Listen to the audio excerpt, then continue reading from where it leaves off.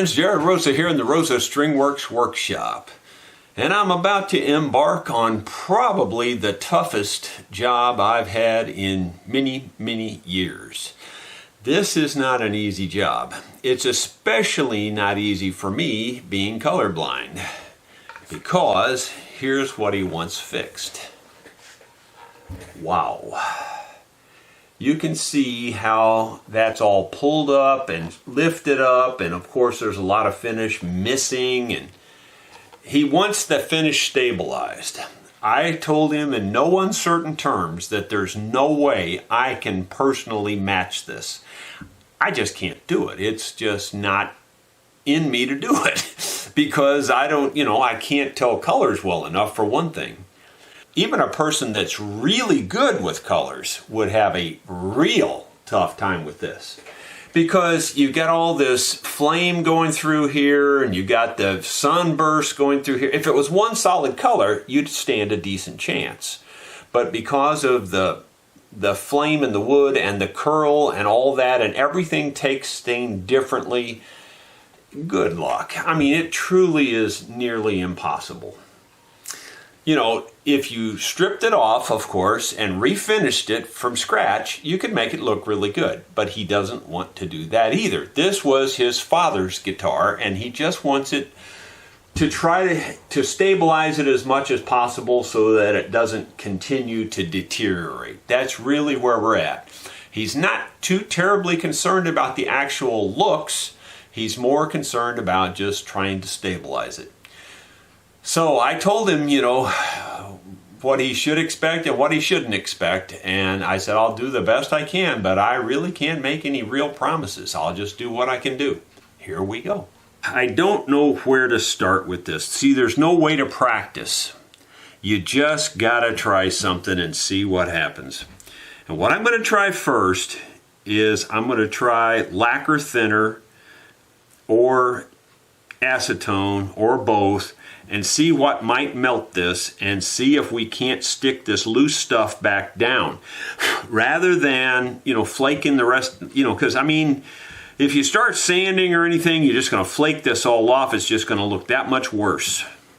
So I'm just going to see if there's some way to stick down what's there. Now I could possibly use CA glue, but that makes such a dang mess. I hate using that stuff if I don't have to. I got just a little drop or so of lacquer thinner in here, and got a little tiny paintbrush, as light as I can. I'm just going to try to get in here and see if we can't stick some of this back down. Get under it like this. Just going to try this one little spot right here first and see what it does. If I put the lacquer thinner on there and see if it's melting it or anything, and if it's going to stick it back down, or if it's just going to make it worse even. It might even make it worse for all I know. Well, it's not softening it any, at least not yet.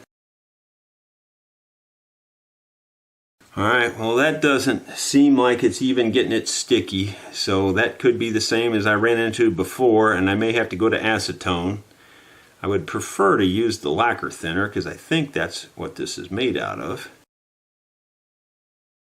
Let's try the acetone, see if that does anything. I've got the acetone on here. I'm going to try a different spot just because, who knows what the different reactions would be. So this spot here, this piece is going to break off anyway. It's just hanging out in midair and it's broke across both sides. So I'm going to see if we can't find some way to stick this back down. Not really seeing any result at all.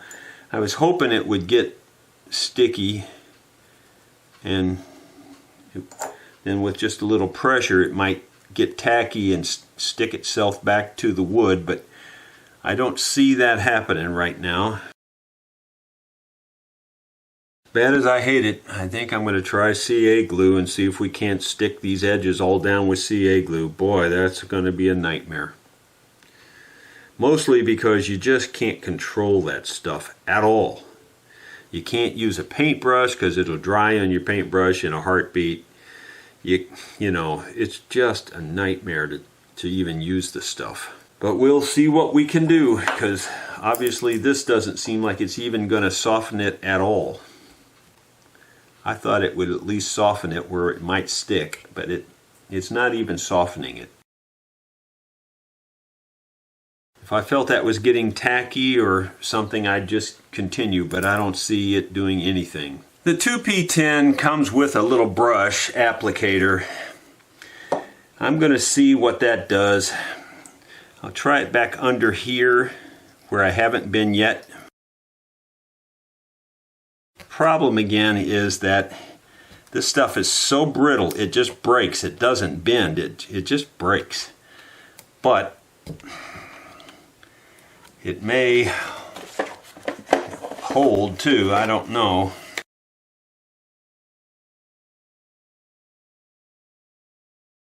You can't even bend that stuff down. It's that hard. It's way harder than it looks. You can't even push it down hardly. I don't think we're gaining much here. I don't know. What a shame. It's a shame that these things get in shapes like this, because there's really not much you can do. Well, I'm just going to keep going around this wherever I can get the CA glue under there. I'm just going to go ahead and put it on there and see if we can't at least get the finish stuck back down.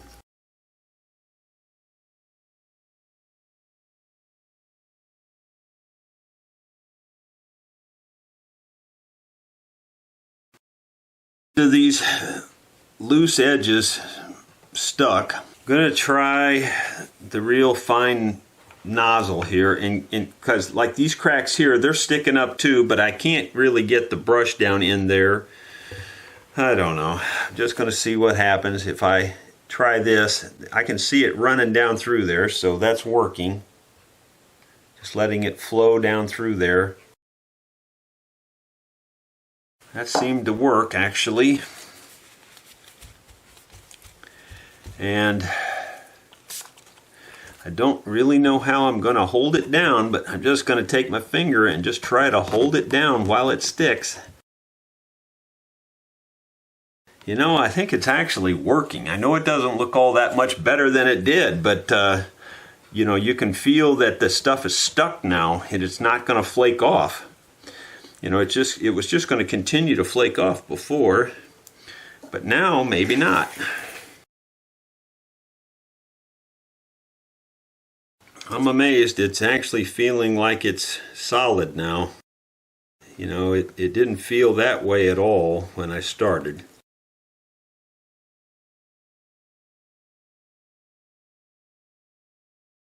Well, as hokey as this method is, it's actually kind of doing what he wanted, I think. And that is, at least it's stabilizing it.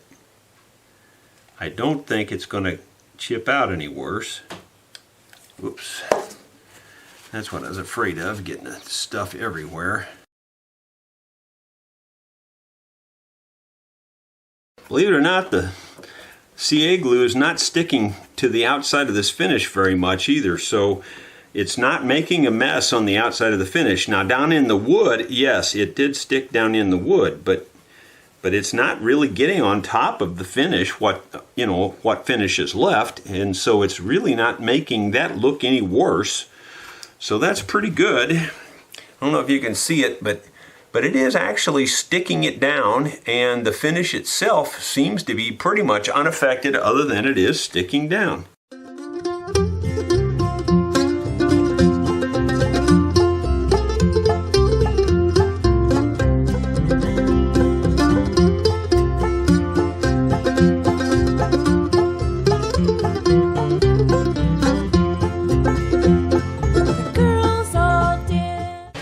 Sure looks a lot better than I expected it to look. I don't know about you, but that doesn't look that bad to me compared to where we were.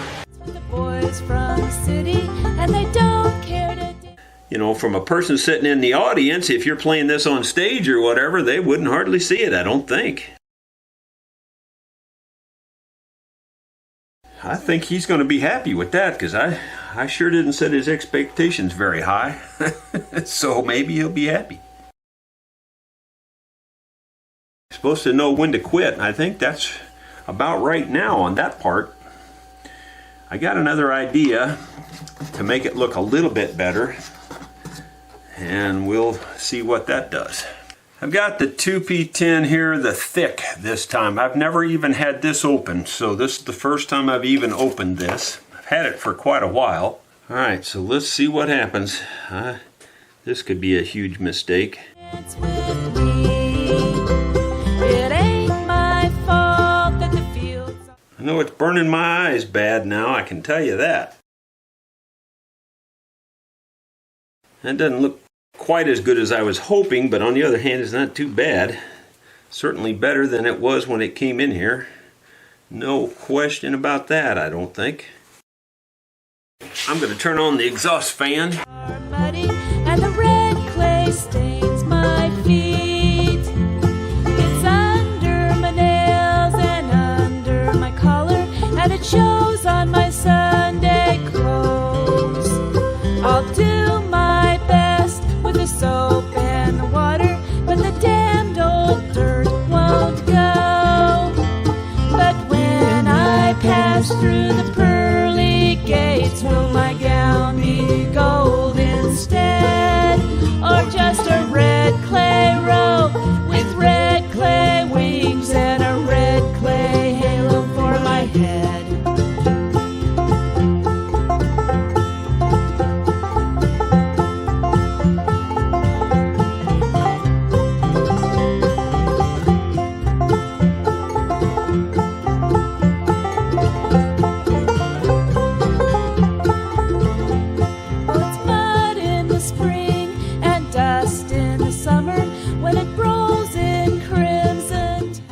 I don't know about the rest of you, but I never thought that would look that good again.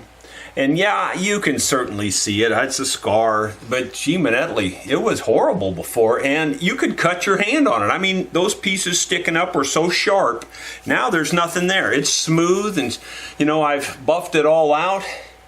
It looks darn good to me. I mean, compared to the way that was, I wish you could have been here in person and felt how rough that was. He is going to be tickled with that, I am pretty sure, because I set his expectations pretty darn low. I also polished out the chrome, you know, and I even cleaned up the pick guard a little bit. I didn't take this off and clean this up. It's just too much beyond the scope of the project. I am going to do a setup on this, though. He does want the, you know, the frets recrowned and you know, to adjust the action and the intonation, that whole bit. So we are going to do a setup, and we'll start on that now. Thought I had the camera on, and I didn't. I took the neck off of this because looking down it, in my opinion, there's too much underbow. I can see quite a bit of underbow here. If you prefer to call it relief, feel free to call it relief, but in my opinion, when there's too much, it's underbow. Relief is just a little bit. That looks better. I just tightened it about a half a turn. I'm going to tighten it about another quarter. That looks almost flat now. That's where I want it to start with, because it'll pull its own relief in there, and it looks pretty close to flat now. Till the trees and the leaves and the cows are the color of the dirt on the mound. I tightened each one of those down till the torque wrench clicked. I should say my torque wrist clicked. Now, look down it again just to make sure I'm seeing the same thing. When I look down it now, I see just a hint of relief in it, and I mean it's a hint. So that looks good to me. That's a lot better than where it was. It had a lot of underbow. It was like, you know, a swale. I will tell you for sure, I have filed a lot on that fretboard. Can you see that? Hopefully it's focusing there. But anyway, you can probably see all the dust. I filed, roughly half of the frets away. And you might say, well, you should just replace them. Yeah, I know, you could replace them, you could do that, but that also creates all kinds of trauma on a rosewood fretboard. So if you can get by and refile them and reuse them, you're better off doing that at least the first time. And you know, this has probably lasted 40 years this way, and it's used up roughly half the frets. Well, it ought to last at least another 20 before you have to do anything, so it's going to be fine like this. Vacuum all this off of here, and then we're going to recrown everything. Inside, but when I pass through the pearly gates, will my gown be gold instead, or just a red clay robe with red clay wings and a red clay halo for my head? Well, my friends, I'm telling you, I couldn't be happier with the way this turned out. It just was much better than I was expecting. You know, it plays real nice. I don't have the amp turned up very loud, and I couldn't play an electric guitar if my life depended on it.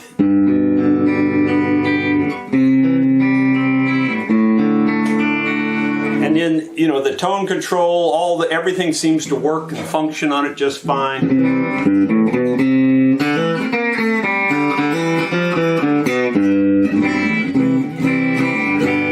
Old Nashville sound.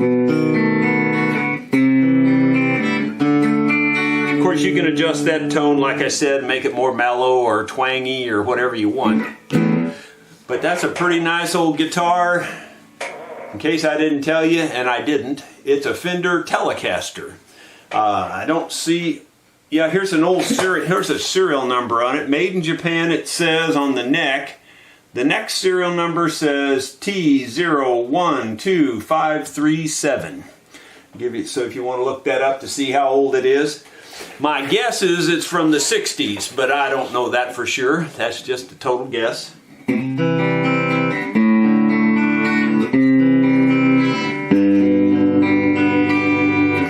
Friends, you're in for a real treat. The customer's already been here and picked up his guitar. So I thought I'd just throw this little extra piece of video in front of him picking his guitar up just to set the stage for you.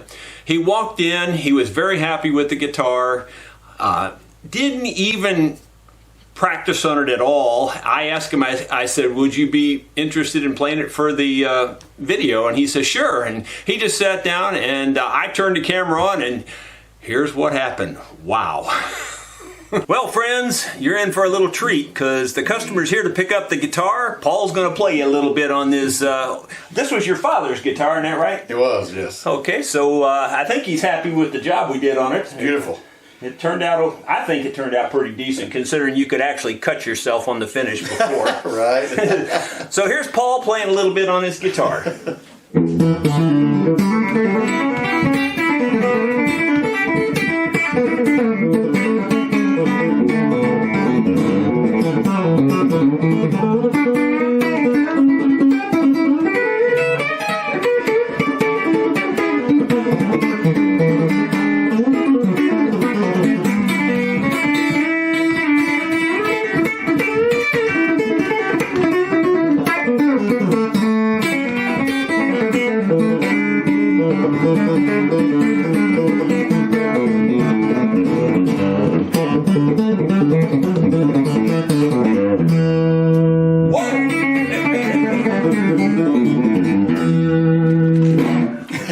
I think he knows his way around the fretboard a little bit.